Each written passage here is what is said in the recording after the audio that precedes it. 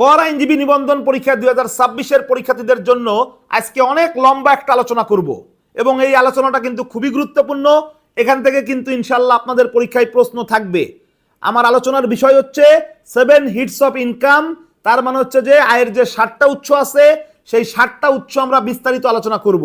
আপনারা সবাই জানেন যে ইনকাম ট্যাক্স কাউন্টিং এর ক্ষেত্রে বা ইনকাম ট্যাক্স ক্যালকুলেট করার ক্ষেত্রে 7টা সোর্সের ইনকাম কিন্তু হিসাব করা লাগে। চাকরি হতে আয়, ভাড়া হতে আয়, ব্যবসা হতে আয়, কৃষি হতে আয়, আর্থিক পরিসম্পদ হতে আয়, মূলধনী পরিসম্পদ হতে আয় এবং সর্বশেষ হচ্ছে অন্যান্য উৎস থেকে আয়।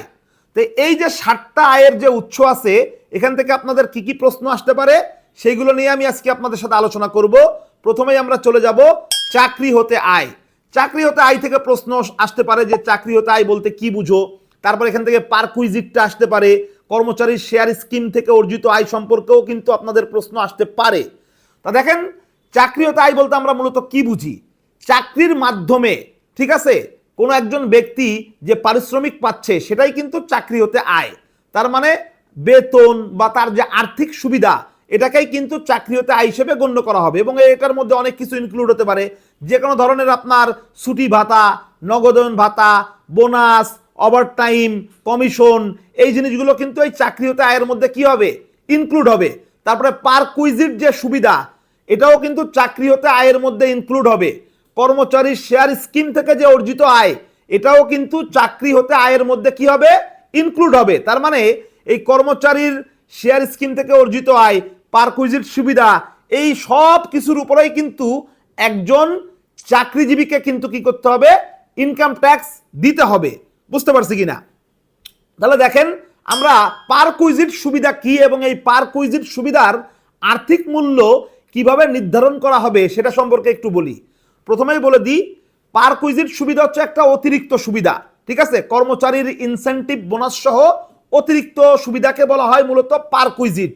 এবং এই পারকুইজিটের মধ্যে কিন্তু আপনার মূল যে বেতন, বোনাস, ওভারটাইম, তারপরে ছুটি ভাতা, নগদায়ন ভাতা বা আরো যে ধরনের আপনার সুযোগ সুবিধা আছে এইগুলো কিন্তু পারকুইজিটের মধ্যে কি হবে না? অন্তর্ভুক্ত হবে না। পারকুইজিট হচ্ছে আপনার অতিরিক্ত একটা সুবিধা, ঠিক আছে? এই সুবিধাটা কেমন হতে পারে? এই সুবিধাটা হতে পারে যে মালিক আপনাকে থাকার জায়গা দিছে, অথবা আপনি কোম্পানির মনে করেন যে গাড়িতে করে যাতায়াত করেন বা কোম্পানির মোটরসাইকেলে করে আপনি যাতায়াত করেন, তাহলে ওই সুবিধার যে আর্থিক মূল্য সেটাও কিন্তু আপনার কি হবে? চাকরি হতে আয়ের সাথে যুক্ত হবে এবং সেটার উপরেও কিন্তু আপনাকে কি করতে হবে? ইনকাম ট্যাক্স দিতে হবে। তা আমরা এখন একটু দেখব যে এই পারকুইজিট সুবিধার আর্থিক মূল্য কিভাবে নির্ধারণ করা হয়। দেখেন, মালিক যদি আপনাকে আবাসন সুবিধা দেয় তাহলে ওই আবাসনের কি হবে? বার্ষিক মূল্য। তার মানে আপনার থাকার জায়গা মালিক দিয়ে দিচ্ছে। এখন আপনি যে ফ্ল্যাটে থাকেন সেই ফ্ল্যাটের ভাড়া দেখা গেল যে 30,000 টাকা, তাহলে এই 30,000 টাকাটাকে কি করতে হবে? 12 মাস দিয়ে গুণ দিতে হবে। তাহলে গুণ দিয়ে আপনার যে টাকাটা আসবে সেই টাকাটা কি হবে? সেই টাকাটাও কিন্তু আপনার এই চাকরি হতে আয়ের সাথে যুক্ত হবে এবং তার উপরে কিন্তু আপনাকে কি করতে হবে? ট্যাক্স দিতে হবে। এখন এখানে আর একটা বিষয় আছে, এই যে আবাসন সুবিধা, এটা যদি মালিক আপনাকে পুরো টাকা না দিয়ে কম ভাড়াতে থাকার সুযোগ দেয়, ফ্ল্যাটের ভাড়া 30,000 টাকা কিন্তু আপনি 15,000 টাকা দেন আর মালিক কি করে? 15,000 টাকা মালিক দেয়, তাহলে এরকম ক্ষেত্রে কি হবে? এরকম ক্ষেত্রে কিন্তু ওই 15,000 × 12 ওই টাকাটা কি হবে? ওই টাকাটা কিন্তু আপনার এই পারকুইজিট সুবিধা হিসেবে গণ্য হবে। এরপর আসি মোটর গাড়ির সুবিধার ক্ষেত্রে। মোটর গাড়ির সুবিধার ক্ষেত্রে আপনার যদি এরকম হয় যে 1500 সিসি, ঠিক আছে, তাহলে 1500 সিসির ক্ষেত্রে হচ্ছে 15,000 টাকা। 1500 সিসি থেকে আপনার 2000 সিসি পর্যন্ত 20,000 টাকা। 2000 সিসি থেকে আপনার 2500 সিসি পর্যন্ত হচ্ছে 30,000 টাকা। আর 2500 সিসি যদি ক্রস করে তাহলে সেই ক্ষেত্রে কিন্তু কি হবে? সেই ক্ষেত্রে কিন্তু 50,000 টাকা কিন্তু পারকুইজিট সুবিধা হিসেবে কিন্তু গণ্য করা হবে।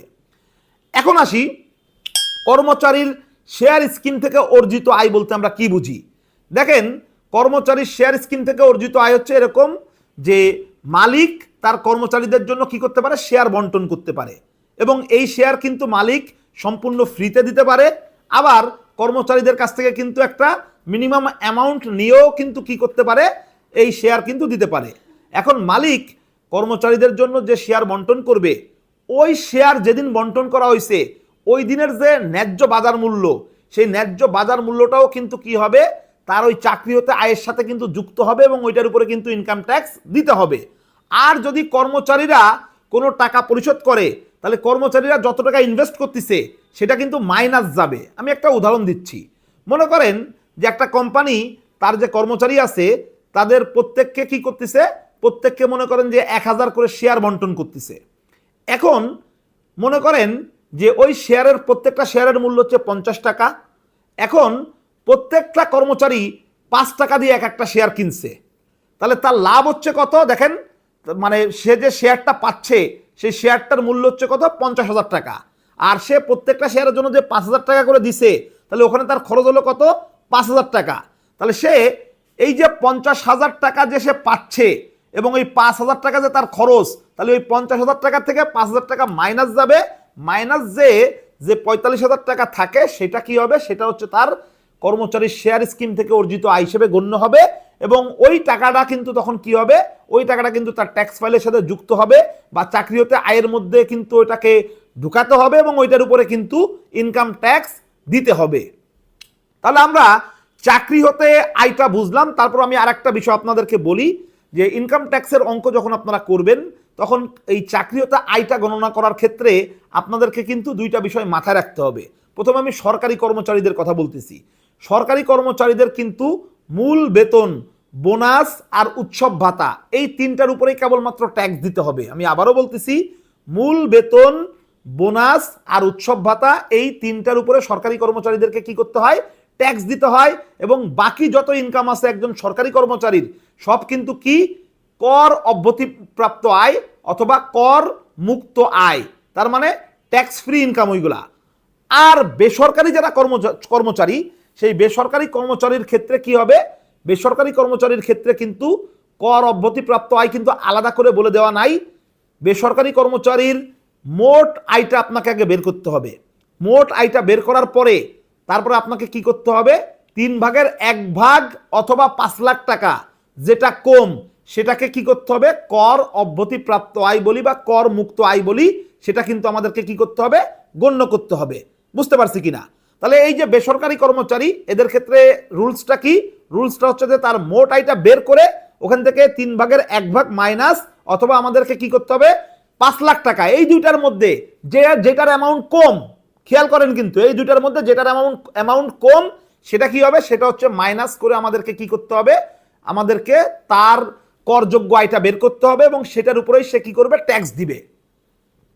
তা চাকরি হতে আয়টা আমরা মোটামুটি বুঝলাম। এখন আমরা যাব হচ্ছে ভাড়া হতে আয়। এই ভাড়া হতে আয় বলতে আপনারা কি বোঝেন দেখেন, আপনার যে মোট ভাড়া মূল্য এখান থেকে অনুমোদনযোগ্য খরচ বাদ দিলেই আপনি কিন্তু ভাড়া হতে আয়টা আপনি বের করতে পারবেন। আর ভাড়া হতে আয় বলতে আপনি যে উদ্দেশ্যেই ভাড়া দেন না কেন, যদি কোনো ব্যক্তি ব্যবসায়িক উদ্দেশ্যেও আপনার কাছ থেকে ভাড়া নেয় তাহলে সেটাকেও কিন্তু কি হবে, ভাড়া হতে আয় হিসেবে গণ্য করা হবে। বাট এটার দুইটা ব্যতিক্রম আছে। দুইটা ব্যতিক্রম কি, একটা হচ্ছে যে হোটেল, মোটেল, রেস্টুরেন্ট এই সমস্ত উদ্দেশ্যে যদি মনে করেন যে ভাড়া নেওয়া হয় তাহলে সেটাকে আবার ব্যবসা হতে আয় হিসেবে গণ্য করা হবে। আর একটা হচ্ছে যে ব্যক্তি, ঠিক আছে, মানে যার বাড়ি সেই যদি কি করে, সেই যদি মনে করেন ওটাকে তার নিজের ব্যবসা পরিচালনার জন্য যদি ওই সম্পত্তি ব্যবহার করে তখন কিন্তু সেটাকে ভাড়া হতে আয় না, ব্যবসা হতে আয় হিসেবে গণ্য করতে হবে। বুঝতে পারছি কিনা? এখন আমরা আসি, এই যে ভাড়া হতে আয়, এই ভাড়া হতে আয়ের ক্ষেত্রে আপনারা মনে করেন যে মোট ভাড়া মূল্য কিভাবে পরিগণনা করবেন, তা সেটার আমি সংক্ষিপ্ত রুলস আমি আপনাদেরকে জানাবো।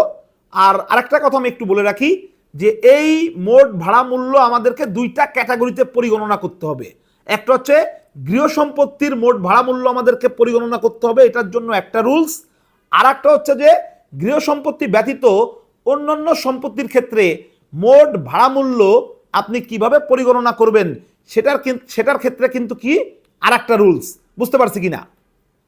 এখন দেখেন গৃহ সম্পত্তির মোট ভাড়া মূল্য আপনি কিভাবে পরিগণনা করবেন, এটার ক্ষেত্রে আমি আপনাদেরকে সহজে বলে দিচ্ছি। দেখেন, প্রথম কথা হচ্ছে যে ওই গৃহের যে বার্ষিক মূল্য, গৃহের বার্ষিক মূল্যের সাথে আপনাকে যোগ দিতে হবে কি, গৃহের বার্ষিক মূল্যের সাথে আপনাকে যোগ দিতে হবে যে ওই সম্পত্তি, গৃহ সম্পত্তি ভাড়া দেওয়ার মাধ্যমে আপনি যদি কোনো স্যালামি বা প্রিমিয়াম পেয়ে থাকেন তাহলে সেটা কি করতে হবে, সেটা যোগ দিতে হবে। যদি আপনি এককালীন কোনো নিরাপত্তা জামানত পেয়ে থাকেন, ঠিক আছে, তাহলে ফেরতযোগ্য যে নিরাপত্তা জামানত সেটাও কিন্তু আপনাকে কি করতে হবে, ওটার সাথে যোগ দিতে হবে। তারপরে দেখেন এইগুলো ব্যতীত আপনি যদি অন্য কোনো অতিরিক্ত সুবিধা পান সেটাও কিন্তু আপনাকে কি করতে হবে, যোগ দিতে হবে। অন্য কোনো অতিরিক্ত সুবিধা কি? অন্য কোনো অতিরিক্ত সুবিধা হচ্ছে যে মালিক মনে করেন যে আপনার কাছ থেকে একটা যাতায়াত সুবিধা নিচ্ছে, ঠিক আছে, যে মালিক আপনাকে ভাড়া দিয়েছে সেই মালিকের সাথে আপনার চুক্তি হচ্ছে যে যতদিন আপনি ওই মালিকের বাসায় থাকবেন মালিক আপনার গাড়ি দিয়ে কি করবে, তার অফিসে যাবে এবং আসবে। তাহলে এই যে একটা অতিরিক্ত সুবিধা মালিক ভোগ করতেছে সেটাও কিন্তু কি হবে, ভাড়া হতে আয়ের মধ্যে কিন্তু ইনক্লুডেড হবে। বুঝতে পারছি কিনা? এর সাথে আরো কি যোগ হবে? এর সাথে আরো যোগ হবে যে ভাড়াটিয়া যদি কোনো ধরনের সার্ভিস চার্জ পরিশোধ করে থাকে, ঠিক আছে, যে কোনো ধরনের সার্ভিস চার্জ, মেরামত, রক্ষণাবেক্ষণ খরচ যেটা কিনা ভাড়াটিয়ার মাধ্যমে কি করা হচ্ছে, পরিশোধ করা হচ্ছে, সেটাও কিন্তু ওই মোট ভাড়া মূল্যের সাথে যোগ হবে। তাহলে এতক্ষণ আমরা দেখলাম যে কি কি জিনিস যোগ হবে। এখন দেখব যে কোন জিনিসটা মাইনাস হবে। মাইনাস হবে শুধুমাত্র শূন্যতা ভাতা। শূন্যতা ভাতা কি? যে কয় মাস আপনার ওই বাসা খালি ছিল সেটা শুধুমাত্র মাইনাস করতে হবে, কিন্তু আপনার বাসা যে খালি ছিল সেটার সপক্ষে কিন্তু আপনাকে আবার কি করতে হবে, কারেন্ট বিল কিন্তু শো করতে হবে। বুঝতে পারছি কিনা? তাহলে আমরা দেখলাম যে গৃহ সম্পত্তির যে মোট ভাড়া মূল্য সেটা কিভাবে আমরা পরিগণনা করব। আমি আবারও একটু সংক্ষেপে রিপিট করতেছি। দেখেন, আমি প্রথমে কি করব, যে ভাড়াটা আমি পাচ্ছি ওই ভাড়াটা আমি রাখবো আর কি, ঠিক আছে। ওই ভাড়ার সাথে তার মানে আমি যে সম্পত্তি ভাড়া দিছি আমি একটা নির্দিষ্ট টাকার বিনিময়ে আমি ভাড়া দিচ্ছি না, ঠিক আছে। মনে করেন যে আমার মাসিক ভাড়া হচ্ছে 30,000 টাকা, তাহলে এই 30,000 টাকা যে প্রত্যেক মাসে পাচ্ছি তাহলে 30,000 ইন্টু 12 আমাকে প্রথমে দিতে হবে। দিয়ে যে অ্যামাউন্টটা থাকবে সেই অ্যামাউন্টটা কি, আমার ভাড়ার টাকা। ওইটার সাথে আরো কি কি যোগ হবে, ওইটার সাথে আমি এককালীন কোনো স্যালামি বা প্রিমিয়াম যদি পেয়ে থাকি সেটা যোগ হবে। তারপর হচ্ছে আমার ফেরতযোগ্য নিরাপত্তা জামানত যোগ হবে। তারপর আমি যদি এইগুলোর বাইরেও যদি অন্য কোনো সুবিধা যদি আমি ভাড়াটিয়ার কাছ থেকে নিয়ে থাকি তাহলে সেটাও যোগ হবে। আমি উদাহরণ দিলাম যে আমি ভাড়াটিয়ার কাছ থেকে একটা যাতায়াত সুবিধা নিচ্ছি, ভাড়াটিয়ার গাড়িতে করে আমি যাই আর আসি, তাহলে ওইটার সুবিধাটাও কি হবে, যোগ হবে। এরপরে ভাড়াটিয়া যদি আবার কোনো ধরনের কোনো মেরামত, রক্ষণাবেক্ষণ খরচ যদি দেয়, সার্ভিস চার্জ দেয়, ঠিক আছে, এইগুলোও কিন্তু কি হবে, যোগ হবে। এই সব কিছু যোগ হয়ে শুধু মাইনাস যাবে শূন্যতা ভাতা। তার মানে যেই কয়দিন আমার বাসা খালি ছিল সেটা বাদ যাবে, বাট সেটার সপক্ষে আমাকে আবার কি করতে হবে, সেটার সপক্ষে কিন্তু আমাকে আপনার কারেন্ট বিল শো করতে হবে। বুঝতে পারছি কিনা? তাহলে এইভাবে আমরা কি করব, এইভাবে হচ্ছে আমরা গৃহ সম্পত্তির মোট ভাড়া মূল্য আমরা পরিগণনা করব। এখন আসি গৃহ সম্পত্তি ব্যতীত অন্যান্য সম্পত্তির ভাড়া মূল্য কিভাবে পরিগণনা করব। এটা আরো সহজ। আবারও বলতেছি, দেখেন, গৃহ সম্পত্তি ব্যতীত অন্যান্য সম্পত্তির যে ভাড়া মূল্য পরিগণনা এটা আরো সহজ। এখানে কোনো কিছু মাইনাস দেওয়া লাগবে না, এখানে শুধু কি করা লাগবে, যোগ দেওয়া লাগবে। কি কি যোগ দেব? ওই সম্পত্তির বার্ষিক মূল্য, তার সাথে স্যালামি বা প্রিমিয়াম, তারপর হচ্ছে আপনার ফেরতযোগ্য যে জামানত, তার সাথে হচ্ছে যে অতিরিক্ত কোনো সুবিধা, ওই যে আগেরটাতে যে উদাহরণ দিলাম আমি, যে মালিক একটা যাতায়াত সুবিধা নাই, এরকম কোনো অতিরিক্ত সুবিধা, এই জিনিসগুলো যোগ দিয়ে আমরা কি করব, গৃহ সম্পত্তি ব্যতীত অন্যান্য সম্পত্তির ভাড়া মূল্য আমরা কি করব, নির্ধারণ করব। বুঝতে পারছি কিনা? এখন এই ভাড়া হতে আয়, এই টপিক থেকে কিন্তু আরেকটা প্রশ্ন আসতে পারে যে ভাড়া হতে আয় গণনার ক্ষেত্রে আপনার কি কি অনুমোদনযোগ্য খরচ বাদ যাবে, বা কোন কোন খরচকে ভাড়া হতে আয় গণনার ক্ষেত্রে অনুমোদনযোগ্য খরচ হিসেবে গণনা করা হবে। দেখেন, আপনি যদি ওই বিল্ডিংয়ের এগেইনস্টে আপনি যদি কোনো বিমা করে থাকেন, ঠিক আছে, এবং মনে করেন যে আপনার ওই বিল্ডিংয়ের এগেইনস্টে যদি আপনার মনে করেন যে কি কোনো ধরনের কোনো বিমা প্রিমিয়াম করা থাকে, তাহলে ওই বিমার যে প্রিমিয়ামের টাকা সেটা কিন্তু কি যাবে, মাইনাস যাবে। আবার ওই বিল্ডিংটা নির্মাণ করতে গিয়ে আপনি যদি কোনো লোন নিয়ে থাকেন তাহলে সেই লোনের উপরে যে সুদ, সেই সুদটাও আমাদেরকে কি করতে হবে, মাইনাস করতে হবে। বুঝতে পারছি কিনা? তো এরকম করে কিছু খরচ আছে যেগুলো পৌর কর, ঠিক আছে, স্থানীয় পৌর কর, এটাও কিন্তু কি যাবে, এটাও কিন্তু মাইনাস যাবে। কথা কি বুঝতে পারছি কিনা? তো এই ভাড়া হতে আয়ের ক্ষেত্রে আরো দুই একটা বিষয় একটু মাথায় রাখতে হবে। সেটা হচ্ছে যে আপনার মনে করেন 4টা ফ্ল্যাট আছে, আপনি 2টা ফ্ল্যাট ভাড়া দিচ্ছেন, তখন কিন্তু এই যে পৌর করের টাকা বা মেরামত রক্ষণাবেক্ষণের খরচ এটা কি 4টা ফ্ল্যাটের থেকেই মাইনাস যাবে? উত্তর হচ্ছে যে না, তখন কিন্তু শুধু 2টা ফ্ল্যাটের থেকে কি করতে হবে? মাইনাস করতে হবে। বুঝতে পারছি কিনা বিষয়টা? আচ্ছা দেখেন, এখানে আরেকটা তথ্য একটু দিয়ে রাখি। এই যে আপনার যে মেরামত রক্ষণাবেক্ষণ খরচ, এটা বাণিজ্যিক উদ্দেশ্য যদি হয় তাহলে সেই ক্ষেত্রে 30% বাদ দিতে হবে, আর অবাণিজ্যিক উদ্দেশ্য যদি হয় তাহলে সেই ক্ষেত্রে কি করতে হবে? 25% কিন্তু বাদ দিতে হবে। তাহলে আমরা ভাড়া হতে আয় থেকে যে যে প্রশ্ন আসতে পারে সেটা আলোচনা করলাম। এখন আমরা আলোচনা করব হচ্ছে ব্যবসা হতে আয়। ব্যবসা হতে আয় বলতে কি বুঝো, এরপরে আমরা এর সাথে আলোচনা করব ব্যবসা হতে আয়ের বিশেষ ক্ষেত্রসমূহ কি, এবং আমরা ব্যবসা হতে আয় গণনার ক্ষেত্রে যে অনুমোদনযোগ্য খরচ বাদ দিতে হয়, সাধারণ অনুমোদনযোগ্য খরচের কথা বলতেছি আমি, সাধারণ যে অনুমোদনযোগ্য খরচ বাদ দিতে হয় সেই বিষয়গুলো কিন্তু আমরা কি করব? সেই বিষয়গুলো কিন্তু আমরা আলোচনা করব। তাহলে আমি 1 বাই 1 আলোচনা করতেছি। প্রথমে আমি আলোচনা করব যে ব্যবসা হতে আয় বলতে আমরা কি বুঝি। দেখেন, ব্যবসা হতে আয় বলতে নিম্নলিখিত আয়কে কাউন্ট করা হবে, বা নিম্নলিখিত আয়গুলোকে আমরা ব্যবসা হতে আয় হিসেবে গণ্য করতে পারি। প্রথমে হচ্ছে যে আপনি যে ব্যবসা করতেছেন সেই ব্যবসার মাধ্যমে আপনার যে লাভ বা মুনাফা আসতেছে সেটা কি? সেটা ব্যবসা হতে আয়। তারপরে বলতেছে কোনো ব্যবসায়িক সংগঠন বা কোনো পেশাজীবী সংগঠন তার সদস্যদেরকে একটা ট্রেন্ড আপ করার বিনিময়ে, তার সদস্যদেরকে একটা সেবা দান করার বিনিময়ে যদি কোনো টাকা নিয়ে থাকে তাহলে সেটাও কি হবে? সেটাও ব্যবসা হতে আয় হিসেবে গণ্য হবে। একটা এক্সাম্পল দিই তাহলে ক্লিয়ার হবেন। মনে করেন যে ঢাকা ট্যাক্স বার অ্যাসোসিয়েশন, এখানে প্রায় 5000 মেম্বার আছে। ঢাকা ট্যাক্স বার অ্যাসোসিয়েশন এটা তো একটা পেশাজীবী সংগঠন।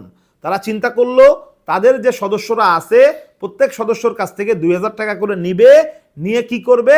তাদেরকে স্পেশাল একটা ট্রেন্ড আপ করবে ইনকাম ট্যাক্সের উপরে। তা এখন এই যে টাকাটা নিল, এই টাকাটা কিন্তু ঢাকা ট্যাক্স বার অ্যাসোসিয়েশনের কোন ধরনের টাকা? ব্যবসা হতে আয় হিসেবে গণ্য হবে। বুঝতে পারছি কিনা? এবং ওইটার উপরে কিন্তু ইনকাম ট্যাক্স দিতে হবে। 3 নাম্বার পয়েন্ট হচ্ছে কোনো ব্যক্তির অতীত, বর্তমান এবং ভবিষ্যৎ সম্পর্কের সূত্র ধরে পাওয়া কোনো সুবিধার ন্যায্য বাজার মূল্য। এটা একটু উদাহরণ দিয়ে আমি প্রথমে একটু বুঝাই। মনে করেন যে একটা কোম্পানির সাথে আমি ব্যবসা করতাম, এখন সেই ব্যবসার সম্পর্কের কারণে সেই কোম্পানি আমাকে তার সাথে ব্যবসা শেষ হওয়ার 6 মাস পরে একটা ল্যাপটপ গিফট করলো। তাহলে ওই ল্যাপটপটাকে কিন্তু গিফট হিসেবে দেখানোর কোনো সুযোগ নাই। তার কারণ ওই কোম্পানির সাথে আমার যে অতীত সম্পর্ক ছিল, সেই অতীত সম্পর্কের কারণেই কিন্তু কোম্পানি আমাকে কি করেছে? ল্যাপটপটা গিফট করেছে।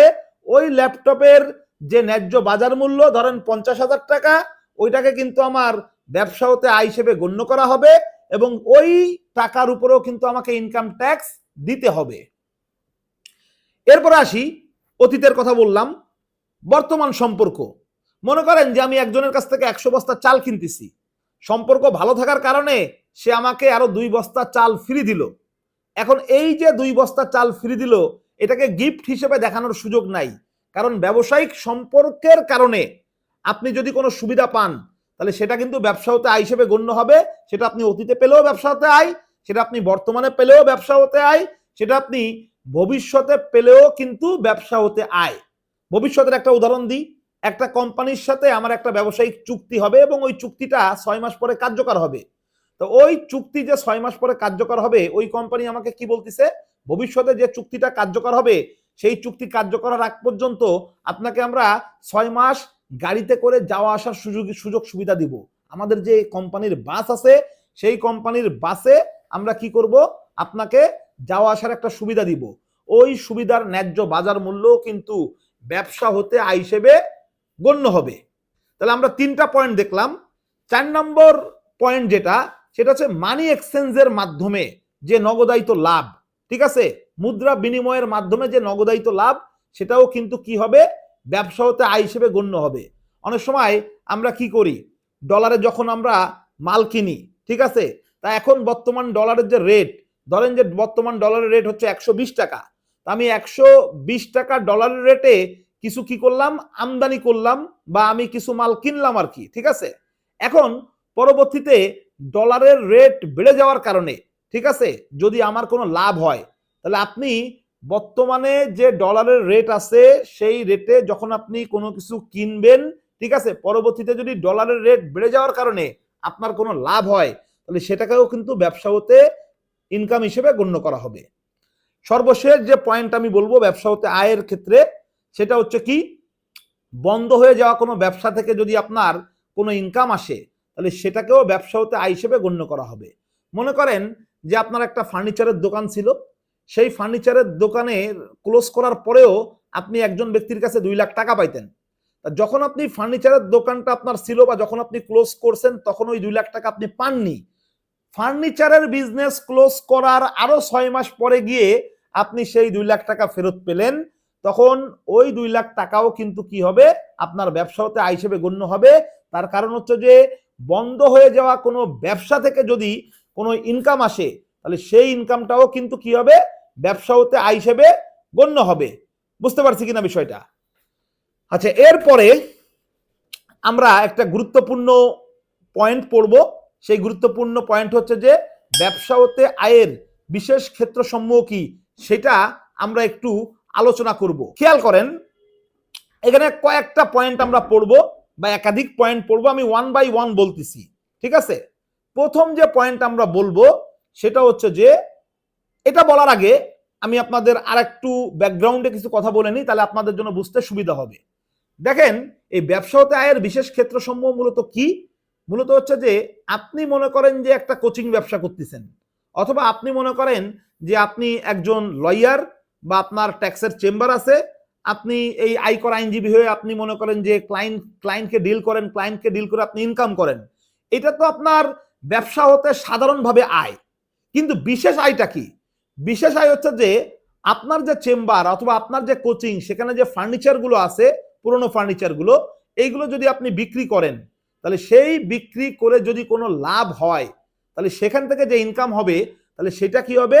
সেটা কিন্তু হবে ব্যবসা হতে আয়ের বিশেষ ক্ষেত্রসমূহ। আচ্ছা দেখেন, আমি একটা একটা করে পয়েন্ট বলবো। প্রথম যে পয়েন্ট সেটা হচ্ছে যে আপনার বিক্রয় মূল্য যদি ক্রয় মূল্য থেকে বেশি হয়, বিক্রয় মূল্য যদি ক্রয় মূল্য থেকে বেশি হয় বা বিক্রয় মূল্য যদি পরিসম্পদ অর্জন মূল্যের চেয়ে বেশি হয়, সেই ক্ষেত্রে আপনাকে 2টা রুলস ফলো করতে হবে। আমি একটা একটা করে রুলস বলতেছি। রুলস নাম্বার 1, সেক্ষেত্রে বিক্রয় মূল্য থেকে ক্রয় মূল্যকে মাইনাস করে যে টাকাটা থাকবে, সেটাকে আমরা বলবো হচ্ছে মূলধনী পরিসম্পদ থেকে আয়। আর ক্রয় মূল্য থেকে, বুঝেন কিন্তু, ক্রয় মূল্য থেকে আমাদের সম্পদটা অবচয় হওয়ার পরে যে অবলম্বিত মূল্য আছে, ওইটাকে যখন আমরা মাইনাস করব, মাইনাস করে আমাদের যে ইনকামটা থাকবে, সেটাকে আমরা কি বলবো? সেটাকে আমরা বলবো হচ্ছে ব্যবসা হতে আয়। এই জিনিসটা একটু উদাহরণ দিলে আপনারা আরো সহজে বুঝতে পারবেন। মনে করেন আমি একটা ল্যাপটপ কিনলাম 1 লাখ টাকা দিয়ে। এখন আমি 5 বছর ইউজ করছি ল্যাপটপটা, এখন আমি ওই ল্যাপটপটা বিক্রি করব। তা আমি ল্যাপটপটা 1,20,000 টাকায় বিক্রি করলাম। খেয়াল করেন কিন্তু, তাহলে 1,20,000 টাকা আমি কিন্তু ল্যাপটপটা বিক্রি করছি, আর 5 বছর কিন্তু আমি ল্যাপটপটা ইউজও করছি, এবং 5 বছর ল্যাপটপটা ইউজ করার কারণে 50,000 টাকা কিন্তু অবচয় হয়ে গেছে। এখন দেখেন, বুঝেন কিন্তু, ল্যাপটপের বিক্রয় মূল্য 1,20,000 টাকা, ক্রয় মূল্য হচ্ছে 1 লাখ টাকা। তাহলে 1,20,000 থেকে যখন 1 লাখ মাইনাস করব, তখন যে 20,000 টাকা থাকবে, সেই 20,000 টাকা হচ্ছে আমার কি হবে? মূলধনী পরিসম্পদ থেকে আয় হিসেবে গণ্য হবে। কিন্তু ল্যাপটপটা যে আমি 5 বছর ইউজ করছি, সেটার জন্য 50,000 টাকা অবচয় হয়েছে না? তাহলে 50,000 টাকা অবচয় হওয়ার পরে ওই ল্যাপটপের বর্তমান মূল্য কত? বর্তমান মূল্য হচ্ছে 50,000 টাকা। তাহলে আমি ক্রয় মূল্য ছিল 1 লাখ টাকা, এখন আমি ক্রয় মূল্য থেকে কি করব? ক্রয় মূল্য 1 লাখ টাকা থেকে অবচয় অনুমোদনের পর যে অবলম্বিত মূল্য, সেটা কি করব? আমি সেটা মাইনাস করব। তাই সেটা মাইনাস করলে তখন আমার যে ইনকামটা থাকবে, সেটাকে হচ্ছে ব্যবসা হতে আয় হিসেবে গণ্য করা হবে। তাহলে সিম্পল যে বিষয়টা, সেই বিষয়টা হচ্ছে যে বিক্রয় মূল্য যদি ক্রয় মূল্য থেকে বেশি হয়, তাহলে বিক্রয় মূল্য মাইনাস ক্রয় মূল্য ইজিক্যাল টু হচ্ছে মূলধনী পরিসম্পদ থেকে আয়। আর ক্রয় মূল্য মাইনাস অবচয় অনুমোদনের পরে যে অবলোপিত মূল্য থাকবে, ওই যে আমি 5 বছর ইউজ করছি ল্যাপটপ, 1 লাখ টাকা দিয়ে কিনছিলাম, 5 বছর ইউজ করার পরে কি 50,000 টাকার অবচয় হয়ে গেছে। তাহলে ওই তখন আমাকে কি করতে হবে? ক্রয় মূল্য থেকে আমার যে 50,000 টাকা অবচয় হয়ে গেছে, আর তাহলে বর্তমান মূল্য কত? 50,000 টাকা। তাহলে 1 লাখ থেকে 50,000 মাইনাস করলে আমার যে টাকাটা থাকে, সেটা হবে কি? সেটা হচ্ছে হবে ব্যবসা হতে আয় হিসেবে গণ্য হবে। এরপরে দেখেন, যদি এরকম হয় যে বিক্রয় মূল্য ক্রয় মূল্যের থেকে কম, কিন্তু তৃতীয় তফসিলের অধীন অবচয় অনুমোদনের পরে যে অবলোপিত মূল্য থাকে সেই অবলোপিত মূল্য থেকে বেশি, এরকম ক্ষেত্রে আপনাকে কি করতে হবে? এরকম ক্ষেত্রে আপনাকে করতে হবে হচ্ছে বিক্রয় মূল্য থেকে আপনাকে অবচয় অনুমোদনের পরে অবলোপিত যে মূল্য থাকে সেটাকে মাইনাস দিয়ে যে টাকাটা থাকবে সেটাকে আমাদেরকে কি ধরতে হবে? ব্যবসা হতে আয় হিসেবে গণ্য করতে হবে। আমি আবারও বলতেছি, একটু খেয়াল করেন যে আপনার বিক্রয় মূল্য ক্রয় মূল্য থেকে কম, কিন্তু অবচয় অনুমোদনের পরে যে অবলোপিত মূল্য থাকে সেই মূল্য থেকে বেশি, এরকম ক্ষেত্রে বিক্রয় মূল্য থেকে আপনার মাইনাস করতে হবে কি? অবচয় অনুমোদনের পরে যে অবলোপিত মূল্য থাকে সেটাকে মাইনাস করবেন। মাইনাস করার পরে যেটা থাকবে, যে অ্যামাউন্টটা থাকবে সেটাকে আমরা কি করব? ব্যবসা হতে আয় হিসেবে গণ্য করব। উদাহরণ দিলে আরো ক্লিয়ার হবেন। দেখেন, আমরা কি দেখাইছিলাম যে ল্যাপটপের মূল্য হচ্ছে 1 লাখ টাকা, কিন্তু আপনি এই ল্যাপটপটা 80,000 টাকায় বিক্রি করছেন। তাহলে দেখেন, ক্রয় মূল্য ছিল 1 লাখ টাকা, বিক্রয় মূল্য কত? 80,000। তাহলে বিক্রয় মূল্য কিন্তু ক্রয় মূল্য থেকে কম, কিন্তু ওই ল্যাপটপটাতে যে 5 বছর ব্যবহার করার ফলে যে অবচয় হয়েছে সেই অবচয় অনুমোদনের পরে অবলোপিত মূল্য কত ল্যাপটপের? 50,000 টাকা, আগের উদাহরণ যেটা বলছিলাম। তাহলে দেখেন, এখন এই বিক্রয় মূল্য থেকে 80,000 থেকে অবচয় অনুমোদনের পরে যে মূল্যটা আছে ল্যাপটপের সেটা যদি মাইনাস করি, তাহলে 80,000 মাইনাস 50,000 ইজিক্যাল টু কত আসে? 30,000 টাকা। এটা হবে কি আমাদের? এটা হবে হচ্ছে ব্যবসা হতে আয় হিসেবে গণ্য হবে। এখন আমরা আরেকটা ইম্পর্টেন্ট তথ্য দিব আপনাদেরকে।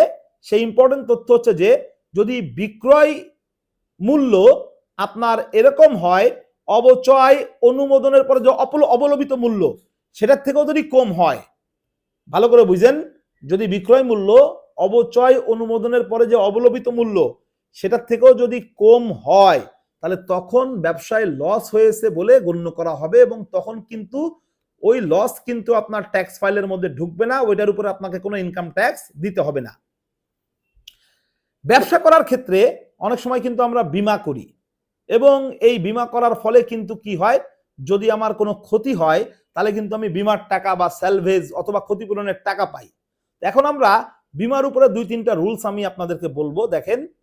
দেখেন যদি এরকম হয় যে আমি যে বীমার টাকাটা পেয়েছি বা যে ক্ষতিপূরণের টাকাটা পেয়েছি সেই বীমা বা ক্ষতিপূরণের টাকাটা যদি ক্রয় মূল্য থেকে বেশি হয়, তাহলে সেই ক্ষেত্রে আমাদেরকে 2টা রুলস ফলো করতে হবে। এর আগে আমরা যেরকম বুঝাইছি 2টা রুলস সেই একই রকম। খেয়াল করেন, রুলস নাম্বার 1, যদি বিক্রয় মূল্য বা বীমার টাকা অথবা ক্ষতিপূরণের টাকা অথবা মনে করেন যে আপনার স্যালভেজের যে টাকাটা, এই টাকাটা যদি আপনার ক্রয় মূল্য থেকে বেশি হয়, তখন আপনাকে কি করতে হবে? তখন আপনাকে রুলস 1 অনুযায়ী বা রুলস অন অনুযায়ী আপনাকে যে কাজটা করতে হবে, ক্ষতিপূরণের টাকা মাইনাস আপনাকে করতে হবে ক্রয় মূল্য ইজিক্যাল টু আপনার যেটা থাকবে সেটাকে আমরা বলবো মূলধনী পরিসম্পদ থেকে আয়। এবং রুলস 2 অনুযায়ী ক্রয় মূল্য থেকে আপনাকে বাদ দিতে হবে অবচয় অনুমোদনের পরে যে অবলোপিত মূল্য, সেটাকে মাইনাস করলে যা থাকবে সেটাকে আমরা ধরবো হচ্ছে কি? ধরবো হচ্ছে ব্যবসা হতে আয়। বুঝতে পারছি কিনা? ওই আগেরটার মতোই, শুধু এখানে পার্থক্য কি? এখানে হচ্ছে আপনি আগেরটা আপনি বিক্রয় করছেন, আর এখানে আপনি বীমার টাকা বা ক্ষতিপূরণ হিসেবে টাকা পাচ্ছেন। তাই ক্ষতিপূরণ হিসেবে আপনি যে টাকা পাচ্ছেন সেটা যদি ক্রয় মূল্য থেকে বেশি হয়, তাহলে ক্ষতিপূরণের টাকা মাইনাস ক্রয় মূল্য ইজিক্যাল টু হচ্ছে কি? মূলধনী পরিসম্পদ থেকে আয়। আর ক্রয় মূল্য মাইনাস অবচয় অনুমোদনের পরে যে অবলোপিত মূল্য সেটা ইজিক্যাল টু হবে হচ্ছে কি? ব্যবসা হতে আয় হিসেবে গণ্য হবে। বুঝতে পারছি কিনা? এরপরে দেখেন, বীমার টাকা যেটা আপনি পেয়েছেন বা ক্ষতিপূরণের টাকা আপনি যেটা পেয়েছেন সেটা কি হচ্ছে? সেটা হচ্ছে আপনার ক্রয় মূল্য থেকে কম টাকা পাইছেন, কিন্তু অবচয় অনুমোদনের পরে যে অবলোপিত মূল্য সেটার থেকে বেশি টাকা পাইছেন। তখন কি হবে? তখনও সেই আগের মতোই কিন্তু একই রুলস। বিক্রয়ের ক্ষেত্রে আমরা যে রুলসটা দেখছিলাম, তখন আপনার ওই ক্ষতিপূরণের যে টাকা সেই টাকার থেকে মাইনাস যাবে অবচয় অনুমোদনের পরে অবলোপিত মূল্য ইজিক্যাল টু ওইটা হবে কি? ওইটা হবে হচ্ছে ব্যবসা হতে আয় হিসেবে গণ্য হবে। বুঝতে পারছি কিনা? আমি আবারও বলতেছি, খেয়াল করেন, যদি এরকম হয় যে ক্ষতিপূরণ বাবদ আপনি যে টাকা পেয়েছেন সেই টাকাটা ক্রয় মূল্য থেকে কম, কিন্তু অবচয় অনুমোদনের পরে যে অবলোপিত মূল্য সেই মূল্য থেকে বেশি, এরকম ক্ষেত্রে ক্ষতিপূরণের টাকা মাইনাস অবচয় অনুমোদনের পর যে অবলোপিত মূল্য ইজিক্যাল টু যেটা থাকবে সেটাকে আমরা কি করব, সেটাকে আমাদেরকে ধরতে হবে হচ্ছে ব্যবসা হতে আয়। বুঝতে পারছি কিনা? সর্বশেষ আমি এই পয়েন্টের মধ্যে আমি আর একটা তথ্য আপনাদেরকে দিতে চাচ্ছি। সেই তথ্যটা কি? সেই তথ্যটা হচ্ছে যে আপনি বিমার যে টাকাটা বা ক্ষতিপূরণের যে টাকাটা, বিমা সালভেজ ক্ষতিপূরণের যে টাকা আপনি পাচ্ছেন, এই টাকা আপনার অবচয় অনুমোদনের পরে যে অবলোপিত মূল্য থাকে সেটার থেকেও কম। তখন আপনার কি হবে? তখন আপনার ব্যবসায় ক্ষতি হয়েছে বলে ধরে নেওয়া হবে এবং তখন সেটাকে সাধারণ অনুমোদনযোগ্য খরচ হিসেবে কাউন্ট করা হবে এবং ওইটার উপরে আপনাকে কি করা হবে না, ওইটার উপরে আপনাকে ট্যাক্স দিতে হবে না, ওটাকে ব্যবসা হতে আয় হিসেবে গণ্য করা হবে না। তাহলে আমি আবারও তথ্যটা দিচ্ছি, সেটা হচ্ছে যে আপনি ক্ষতিপূরণ বাবদ যে টাকাটা পেয়েছেন সেই টাকাটা আপনার অবচয় অনুমোদনের পর যে অবলোপিত মূল্য থাকে সেটার থেকেও কম। তখন কি? তখন এটাকে ব্যবসা হতে আয় হিসেবে গণ্য করা যাবে না, এটাকে ক্ষতি হিসেবে কাউন্ট করতে হবে এবং এইটাকে সাধারণ অনুমোদিত খরচ হিসেবে গণ্য করা হবে। তাহলে আমরা ব্যবসা হতে আয়ের বিশেষ ক্ষেত্র সমূহ আলোচনা করতেছি। আমরা কয়েকটা গুরুত্বপূর্ণ পয়েন্ট আলোচনা করলাম, এখন আমরা আরো কিছু গুরুত্বপূর্ণ পয়েন্ট আলোচনা করব। এরপরের যে পয়েন্টটা, সেই পয়েন্টটা হচ্ছে যে রপ্তানি কোটা হস্তান্তরের ফলে যদি কোনো ইনকাম হয় তাহলে সেই ক্ষেত্রে সেটাকেও ব্যবসা হতে আয় হিসেবে গণ্য করা হবে। আমি একটু উদাহরণ দিয়ে বোঝাচ্ছি। মনে করেন যে সরকার আপনার জন্য রপ্তানি কোটা বরাদ্দ করলো, আপনি যদি পরবর্তীতে সেই রপ্তানি কোটা অন্য কারোর কাছে হস্তান্তর করেন অথবা বিক্রি করেন তাহলে সেখান থেকে যে ইনকাম হবে সেই ইনকামটাকেও ব্যবসা হতে আয় হিসেবে গণ্য করা হবে। এরপরের যে পয়েন্টটা, সেই পয়েন্টটা হচ্ছে যে যদি কোনো সুদ আপনার 3 বছর যাবৎ অপরিশোধিত থাকে, দেখেন এটা আমি একটু ক্লিয়ার করি, 3 বছর যাবৎ যদি কোনো সুদ অপরিশোধিত থাকে তাহলে সেটাও কিন্তু ব্যবসা হতে আয় হিসেবে গণ্য করা হবে। ব্যবসা করতে গেলে কিন্তু আমরা অনেক সময় লোন নিয়ে থাকি এবং সেই লোনের উপরে কিন্তু আমাকে কি করতে হয়, সুদ দিতে হয়। এখন সেই সুদের টাকাটাকে আমি কি করি, আমি কিন্তু খরচ হিসেবে দেখাই এবং ওটাকে আমি মাইনাস করি আর কি, ঠিক আছে, খরচ হিসেবে দেখাই, ওটাকে আমার ট্যাক্স ফাইলে কিন্তু খরচ হিসেবে দেখানো হয়। কিন্তু যদি আমি 3 বছর যাবৎ কোনো সুদ আমি পরিশোধ না করি তাহলে চতুর্থ বছরে গিয়ে কিন্তু ওই সুদের টাকাটা কিন্তু ব্যবসা হতে আয় হিসেবে গণ্য করা হবে। একটা উদাহরণ দিচ্ছি, দেখেন আমি ব্যাংক থেকে 20 লাখ টাকা লোন নিছি। এখন এই 20 লাখ টাকা লোন নেওয়ার কারণে প্রত্যেক মাসে মনে করেন যে আমি 40,000 টাকা করে আসল টাকা পরিশোধ করি আর 5,000 টাকা করে আমি সুদের টাকা পরিশোধ করি। তা আমার এই যে 5,000 টাকা করে আমি সুদের টাকা পরিশোধ করি, 3 মাস আমি সুদের টাকা পরিশোধ করিনি, তাহলে 3 পাঁচা 15,000 টাকা আমার সুদের টাকা কিন্তু বকেয়া আছে।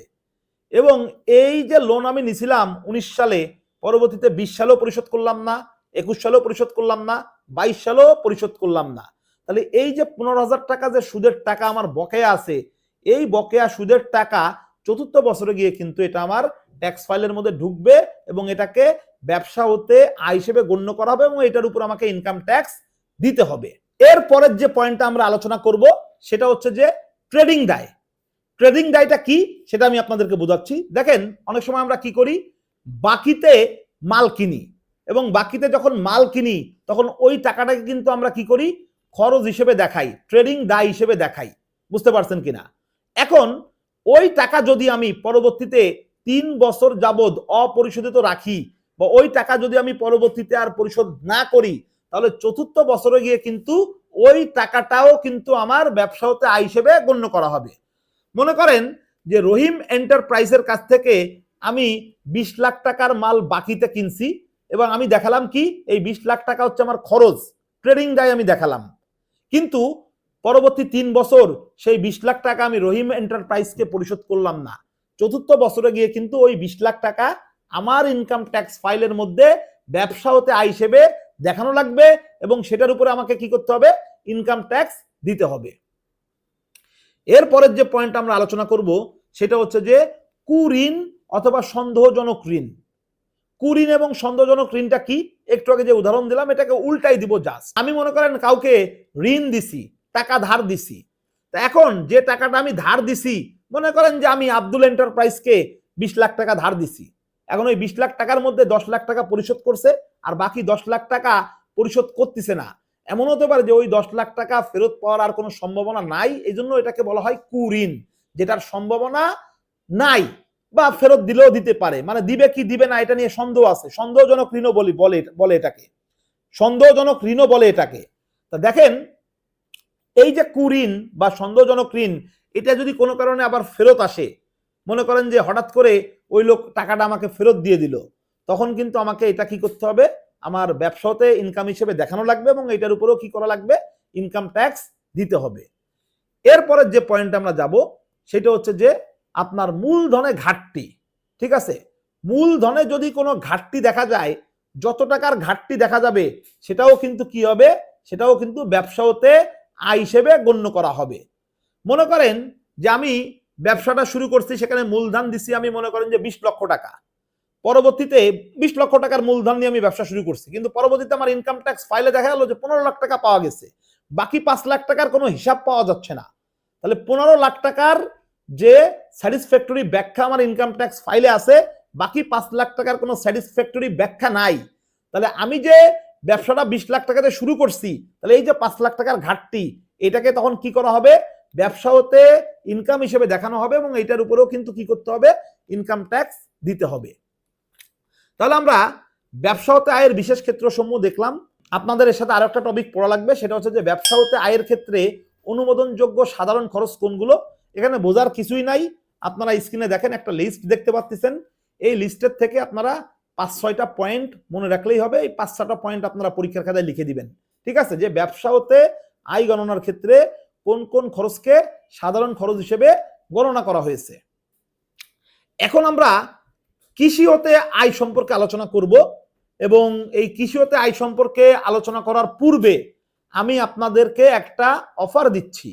সেই অফারটা হচ্ছে যে বোনাফাইড ট্যাক্স ভ্যাট কনসালটেশন ফার্মের পক্ষ থেকে আমরা একটা স্পেশাল অনলাইন শর্ট কোর্সের আয়োজন করেছি, যারা আপনারা এই 2026 সালে কর আইনজীবী নিবন্ধন পরীক্ষাতে অংশগ্রহণ করবেন।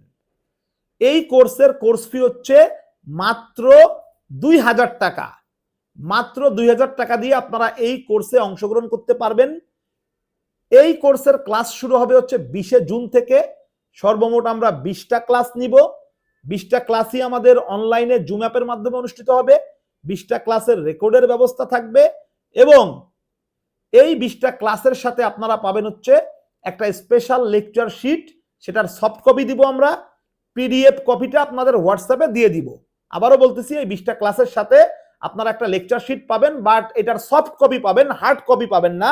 সফট কপি আমরা পিডিএফ আকারে আপনাদের হোয়াটসঅ্যাপে দিয়ে দিব। আমি আবারও বলতেছি অফারটা, সেটা হচ্ছে যে যারা 2026 সালে কর আইনজীবী নিবন্ধন পরীক্ষাতে অংশগ্রহণ করবেন, তাদের জন্য বোনাফাইড ট্যাক্স ভ্যাট কনসালটেশন ফার্মের পক্ষ থেকে একটা স্পেশাল অনলাইন শর্ট কোর্সের আয়োজন করা হয়েছে। সর্বমোট 20টা ক্লাস নেওয়া হবে এবং এই 20টা ক্লাসেই কিন্তু ইনশাল্লাহ আমরা ফুল কোর্স কমপ্লিট করাবো। এই 20টা ক্লাসের মধ্যে থিওরির সাথে সাথে ইনকাম ট্যাক্সের যে অঙ্কগুলো আসে, সেই অঙ্কগুলো সম্পর্কে আপনাদেরকে একটা ক্লিয়ার ধারণা দেওয়া হবে। হিসাব বিজ্ঞানের যে অঙ্ক আসে সেটার সম্পর্কে ক্লিয়ার ধারণা দেওয়া হবে, পাশাপাশি বাংলা ইংরেজি এইগুলোও কিন্তু টাচ করা হবে। সবই কমপ্লিট একটা প্রিপারেশন কিন্তু আপনারা এই কোর্সের মাধ্যমে নিতে পারবেন। কোর্স ফি মাত্র 2000 টাকা। 2000 টাকার মধ্যে আপনারা 20টা ক্লাস পাচ্ছেন, 20টা ক্লাসের রেকর্ড পাচ্ছেন এবং আপনারা পাচ্ছেন একটা স্পেশাল পিডিএফ লেকচার শিট, যেটা হোয়াটসঅ্যাপে দিয়ে দেওয়া হবে। তা আমি এখন আমার আলোচনাতে ফিরে যাচ্ছি। আজকের এই আলোচনাটা কিন্তু একটা লম্বা আলোচনা এবং এই এক আলোচনার মধ্যে কিন্তু আপনারা পুরো আপনার যে আয়কর আইনজীবী পরীক্ষা, এই পরীক্ষার কিন্তু 3 ভাগের 1 ভাগ সিলেবাস কিন্তু আপনার কমপ্লিট হয়ে যাবে। কারণ আয়ের যে 7টা উৎস, এই 7টা উৎস থেকে কিন্তু প্রশ্ন আসবে ইনশাল্লাহ, এবং মিনিমাম এখান থেকে আপনারা 20 থেকে 30 মার্ক কিন্তু কমন পাওয়ার কিন্তু একটা যথেষ্ট সম্ভাবনা আছে। এবং অঙ্ক করতে গেলেও কিন্তু আপনার এই আয়ের 7টা উৎস সম্পর্কে ভালো একটা ধারণা কিন্তু আপনার থাকতে হবে। তা আমরা চলে যাব কৃষি হতে আয়। কৃষি হতে আয় সম্পর্কে আমরা বিস্তারিত আলোচনা করব। সেখানে দেখেন, কৃষি হতে আয় বলতে আমরা কি বুঝি, এটা আমাদেরকে জানতে হবে। আমাদেরকে জানতে হবে যে কৃষি হতে আয়ের বিশেষ ক্ষেত্রসমূহ কি এবং কৃষি হতে আয় গণনার ক্ষেত্রে অনুমোদনযোগ্য সাধারণ খরচ সমূহ কি কি। আমি আপনাদেরকে সংক্ষেপে বোঝাবো। দেখেন, কৃষিকাজের মাধ্যমে অর্জিত আয়কেই হচ্ছে কৃষি হতে আয় হিসেবে গণ্য করা হয়, কিন্তু রাবার এবং চায়ের ক্ষেত্রে 40%কে ধরা হবে ব্যবসা হতে আয় আর 60%কে ধরা হবে হচ্ছে কৃষি হতে আয়। আর অন্যান্য যে কৃষি আছে, আপনার ফল উৎপাদন, ফুল উৎপাদন, ঠিক আছে, তারপর আপনার হাঁস মুরগির খামার, গরুর খামার, ঠিক আছে, আপনার মনে করেন যে নানান ধরনের আপনার মনে করেন যে ফসল যে উৎপাদন আপনি করবেন, এইগুলোর থেকে আপনার যে ইনকাম হবে সেটাকেই কি করা হবে, কৃষি হতে আয় হিসেবে ধরা হবে। এখন আসি কৃষি হতে আয়ের বিশেষ ক্ষেত্র সমূহ। এটার সাথে ওই ব্যবসা হতে আয়ের বিশেষ ক্ষেত্র সমূহ কিন্তু অনেকটা মিল আছে। কৃষি হতে আয়ের বিশেষ ক্ষেত্র সমূহ কি? সেটা হচ্ছে যে আপনি যে লাঙল, যে ট্রাক্টর দিয়ে আপনি চাষবাস করলেন, বুঝতে পারছেন কিনা, যে গরু দিয়ে আপনি চাষ করলেন, এইগুলো কিন্তু অনেক সময় কি করি আমরা, বিক্রি করে দিই। এই বিক্রি করার ফলে এই পুরাতন মাল, পুরাতন মেশিন, এগুলো বিক্রি করার মাধ্যমে যে ইনকামটা হয় সেটাকে আমরা বলবো হচ্ছে বিশেষ ক্ষেত্র। ব্যবসা হতে আয়ের বিশেষ ক্ষেত্র সমূহ আমরা দেখেছি, এখন আমরা দেখব কৃষি হতে আয়ের বিশেষ ক্ষেত্র সমূহ। দেখেন আমি আপনাদেরকে সংক্ষেপে বোঝাচ্ছি। বিক্রয় মূল্য যদি ক্রয় মূল্য থেকে বেশি হয়, সে আগের থিওরির মতো বিক্রয় মূল্য ক্রয় মূল্য থেকে বেশি, এক্ষেত্রে আপনাদেরকে দুইটা রুলস ফলো করতে হবে। রুলস নাম্বার 1 হচ্ছে যে বিক্রয় মূল্য মাইনাস ক্রয় মূল্য ইজিক্যাল টু হচ্ছে মূলধনী পরিসম্পদ থেকে আয় হিসেবে গণ্য হবে। আর ক্রয় মূল্য মাইনাস অবচয় অনুমোদনের পরে যে অবলম্বিত মূল্য ইজিক্যাল টু আপনাকে কৃষি হতে আয় হিসেবে গণ্য করা হবে। বুঝতে পারছি কিনা? যদি সিম্পল এক্সাম্পল দিই, সেটা হচ্ছে যে আপনার যে ট্রাক্টর, সেই ট্রাক্টরটা আপনি 1 লাখ টাকা দিয়ে কিনছিলেন আর আপনি 2 লাখ টাকায় বিক্রি করলেন, তাহলে এক্ষেত্রে কি হবে, এই যে বিক্রয় মূল্য মাইনাস ক্রয় মূল্য 2 lakh minus 1 lakh equal to থাকে কি 1 লাখ। এই 1 লাখ টাকা হচ্ছে আপনার মূলধনী পরিসম্পদ থেকে আয়। আর ওই ট্রাক্টরটা আপনি কি করছেন, 5 বছর ইউজ করছেন না, 5 বছর ইউজ করার কারণে 70,000 টাকা অবচয় হয়ে গেছে আর কি। তাহলে এখন আপনার ক্রয় মূল্য থেকে অবচয় অনুমোদনের পরে যে অবলম্বিত মূল্য, এটা মাইনাস করলে যেটা থাকবে সেটা হচ্ছে কৃষি হতে আয় হিসেবে গণ্য হবে। তার মানে ক্রয় মূল্য হচ্ছে 1 লাখ টাকা মাইনাস অবচয় হয়েছে 70,000 টাকা, তাহলে অবচয় অনুমোদনের পরে অবলম্বিত মূল্য থাকে কত, মূল্য থাকে কত, 30,000 টাকা। বুঝতে পারছি কিনা? তাহলে ওই 1 লাখ থেকে যখন আপনি কি করবেন, 1 লাখ থেকে যখন আপনি 30,000 মাইনাস করবেন, তখন যে টাকাটা থাকবে সেটা হচ্ছে কি হবে, আপনার কৃষি হতে আয় হিসেবে গণ্য হবে। বুঝতে পারছি কিনা? এরপরে দেখেন যদি এরকম হয় বিক্রয় মূল্য ক্রয় মূল্য থেকে কম, কিন্তু বিক্রয় মূল্য অবচয় অনুমোদনের পর যে অবলম্বিত মূল্য সেটার থেকে বেশি, তার মানে আপনি ট্রাক্টর কিনছিলেন 1 লাখ টাকা দিয়ে, বুঝতে পারছেন কিনা, বিক্রি করছেন হচ্ছে 90,000 টাকায়, কিন্তু অবচয় অনুমোদনের পরে যে অবলম্বিত মূল্য সেটা ছিল কত টাকা, অবচয় অনুমোদনের পর যে অবলম্বিত মূল্য সেইটা ছিল হচ্ছে আপনার 70,000 টাকার কি হয়েছে, অবচয় হয়েছে না। তাহলে অবচয় অনুমোদনের পরে অবলম্বিত মূল্য কত, 30,000 টাকা। তাহলে ওই 90,000 থেকে এই 30,000 মাইনাস করলে যে টাকাটা থাকবে সেটাকে আমরা কি ধরবো, সেটাকে আমরা ধরবো হচ্ছে কৃষি হতে আয় হিসেবে গণ্য করব। তাহলে সহজ কথা হচ্ছে যে আমার যে বিক্রয় মূল্য সেটা যদি ক্রয় মূল্য থেকে কম হয়, কিন্তু অবচয় অনুমোদনের পরে যে অবলম্বিত মূল্য থাকে সেটার থেকে যদি বেশি হয়, তখন আমাকে কি করতে হবে, আমাকে বিক্রয় মূল্য থেকে মাইনাস করতে হবে কোনটাকে, অবচয় অনুমোদনের পরে অবলম্বিত মূল্যটাকে মাইনাস করতে হবে, এবং যেটা থাকবে সেটাকে আমরা কি করব, আমরা হচ্ছে কৃষি হতে আয় হিসেবে গণ্য করব। আর এর মধ্যে একটা গুরুত্বপূর্ণ তথ্য কি, যদি এরকম হয় যে বিক্রয় মূল্য অবচয় অনুমোদনের পরে যে অবলম্বিত মূল্য আছে সেটাকেও কি করলো, সেটার থেকেও কম হলো, তার মানে বিক্রয় মূল্যটা অবচয় অনুমোদনের পরে অবলম্বিত মূল্য সেটার থেকে কম হলো, তাহলে সেই ক্ষেত্রে কি হবে, সেই ক্ষেত্রে কিন্তু এটাকে অনুমোদনযোগ্য সাধারণ খরচ হিসেবে ধরা হবে, সেটাকে কিন্তু ইনকাম হিসেবে দেখানো যাবে না। এবার আসি, যদি আপনি কোনো বীমা করে থাকেন, ঠিক আছে, বা আপনি যদি ক্ষতিপূরণের টাকা পান, তাহলে এক্ষেত্রেও একই রুলস। ক্ষতিপূরণের টাকা যদি ক্রয় মূল্য থেকে বেশি হয়, তাহলে সেই ক্ষেত্রে কি হবে, ক্ষতিপূরণের টাকার থেকে ক্রয় মূল্য মাইনাস করলে যেটা থাকবে সেটাকে বলবো আমরা মূলধনী পরিসম্পদ থেকে আয়। আর ক্রয় মূল্য থেকে মাইনাস করব আমরা কোনটা, অবচয় অনুমোদনের পরে যে অবলম্বিত মূল্য থাকে সেটাকে মাইনাস করব, সেটাকে মাইনাস করলে যেটা থাকবে সেটাকে আমরা বলবো হচ্ছে কি, কৃষি থেকে আয়। কিন্তু যদি এরকম হয় যে ক্ষতিপূরণের যে টাকাটা আমি পাচ্ছি সেটা ক্রয় মূল্য থেকে কম, কিন্তু অবচয় অনুমোদনের পরে যে অবলম্বিত মূল্য থাকে সেটার থেকে বেশি, তখন আমাকে ওই ক্ষতিপূরণের টাকা থেকে কি মাইনাস করতে হবে, ওই ক্ষতিপূরণের টাকা থেকে তখন আমাকে মাইনাস করতে হবে হচ্ছে যে অবচয় অনুমোদনের পরে যে অবলম্বিত মূল্য আছে সেটাকে মাইনাস করব। মাইনাস করার পর আমার যেটা থাকবে সেটাকে আমি কি করব, সেটাকেই আমি হচ্ছে কৃষি হতে আয় হিসেবে গণ্য করব।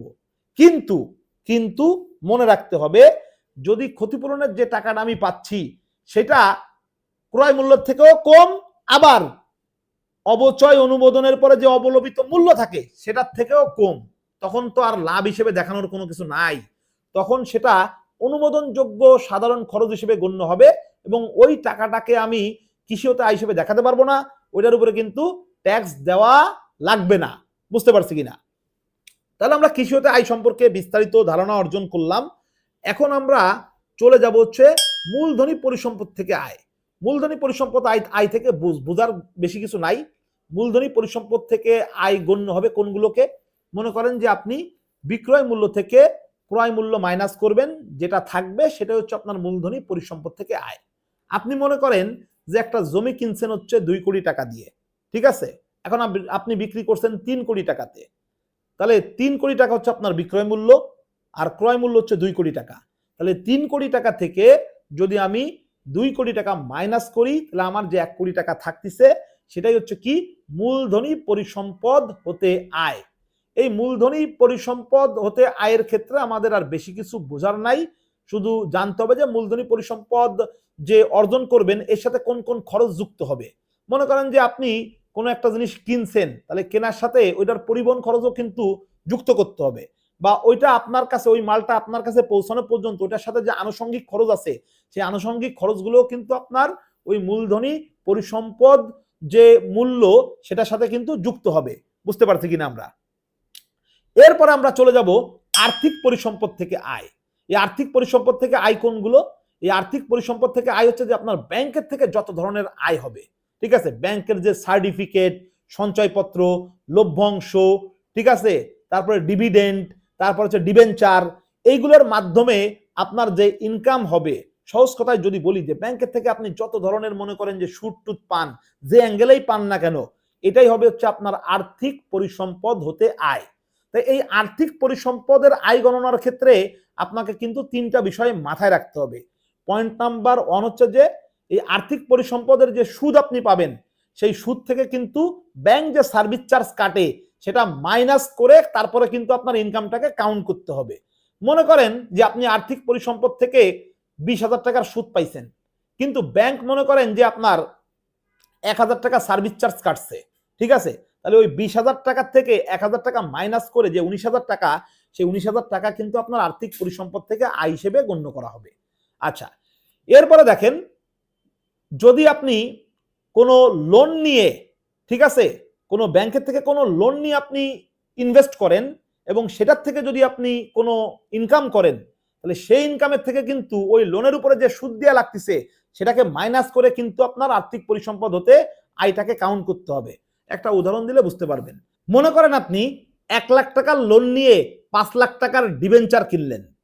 এখন এই যে 5 লাখ টাকার যে ডিবেঞ্চার কিনলেন, ওখান থেকে আপনার ইনকাম হলো 50,000 টাকা, আর 1 লাখ টাকার যে আপনি লোন নিছেন সেই লোনের উপরে সুদ আপনার দেয়া লাগতেছে কত? 12,000 টাকা।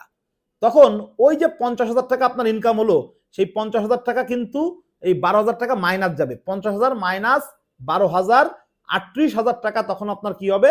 আর্থিক পরিসম্পদ থেকে আয় হিসেবে গণ্য করা হবে। আর্থিক পরিসম্পদ থেকে আয় গণনার ক্ষেত্রে আপনি কিন্তু আরো কিছু খরচ বাদ দিতে পারেন। মনে করেন যে আপনি একজন বিশেষজ্ঞকে রাখছেন, সে আপনাকে বলে দিল যে কোন জায়গায় ইনভেস্ট করলে আপনার লাভ বেশি হবে। এখন ওই বিশেষজ্ঞকে যে টাকা দেওয়া লাগে সেই খরচটাও কিন্তু আপনার আর্থিক পরিসম্পদ আয় গণনার ক্ষেত্রে কিন্তু কি যাবে? বাদ যাবে। অথবা আপনি একজন ব্রোকার রাখছেন, সেই ব্রোকারের উপরে যে খরচটা সেটাও কিন্তু আপনার কি যাবে?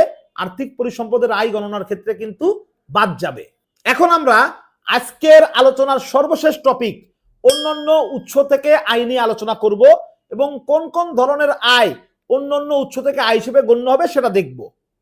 প্রথমে আমি যে পয়েন্টটা আপনাদেরকে বলবো সেটা হচ্ছে যে কোনো অঙ্কের ক্রেডিট, করদাতার কোনো কাগজপত্রের মধ্যে যদি কোনো একটা অঙ্কের ক্রেডিট পাওয়া যায় এবং উনি যদি সেটার সন্তোষজনক ব্যাখ্যা না দিতে পারে, তাহলে সেই ক্ষেত্রে উপকর কমিশনার কিন্তু ওই অঙ্কের ক্রেডিটটাকে বা ওই টাকার অ্যামাউন্টটাকে অন্যান্য উৎস থেকে আয় হিসেবে গণ্য করতে পারবে।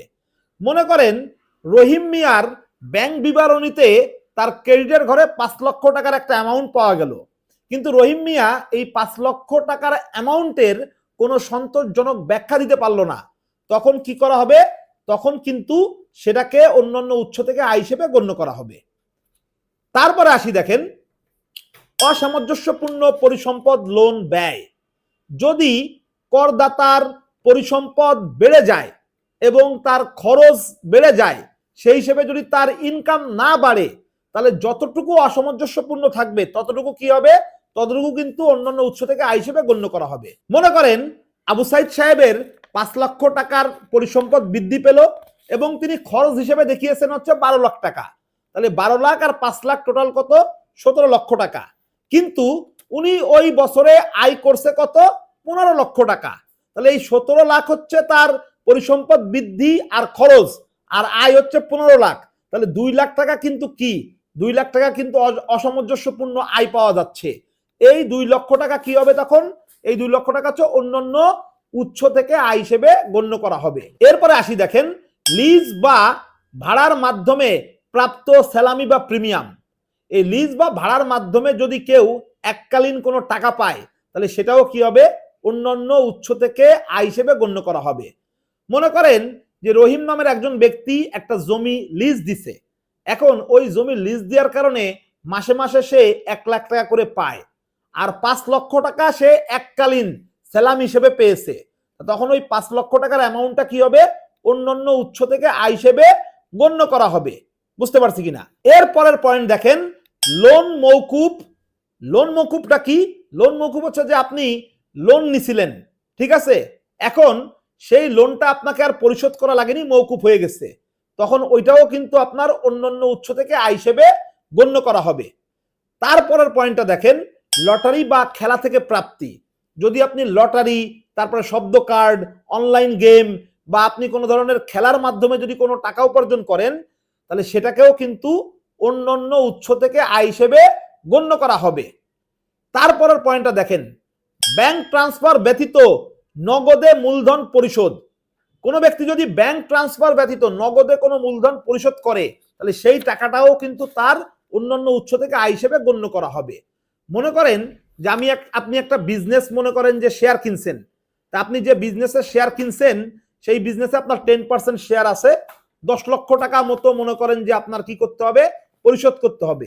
এখন আপনি কি করলেন, ব্যাংক ট্রান্সফার ছাড়া ওই 10 লক্ষ টাকা আপনি কি করলেন, ক্যাশ টাকা দিয়ে আপনি মনে করেন যে সেই শেয়ারটা আপনি কিনলেন, তখন সেটাও কি হবে, সেটাও কিন্তু অন্যান্য উৎস থেকে আয় হিসেবে গণ্য করা হবে।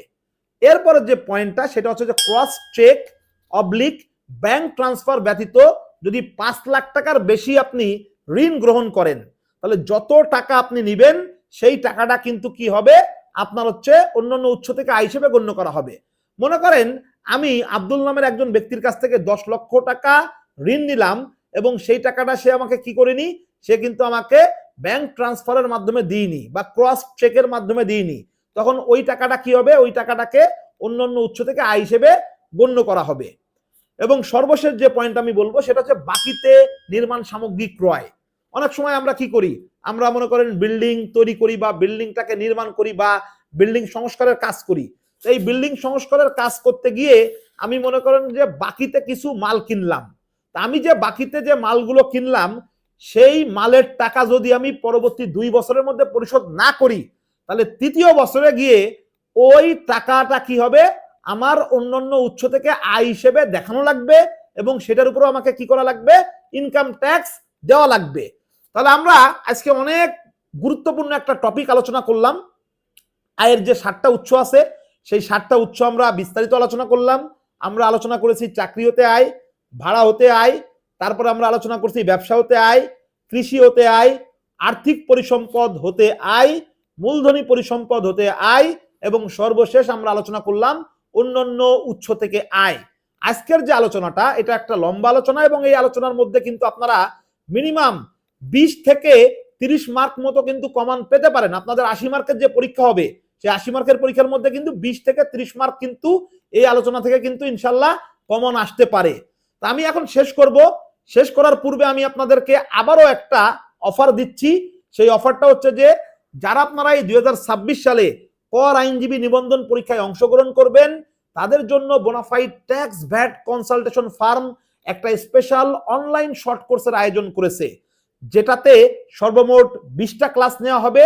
20টা ক্লাসেরই রেকর্ডের ব্যবস্থা থাকবে।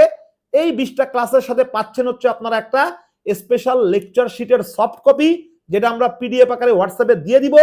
কোর্স ফি কিন্তু মাত্র 2000 টাকা, কিন্তু আমরা সর্বোচ্চ 100 জনকে এই কোর্সটাতে অংশগ্রহণ করার সুযোগ দিব। যারা যারা interested as early as possible ভর্তি হয়ে যান। তাহলে আমি আজকের মতো বিদায় নিচ্ছি। সবাই ভালো থাকবেন। ধন্যবাদ সবাইকে।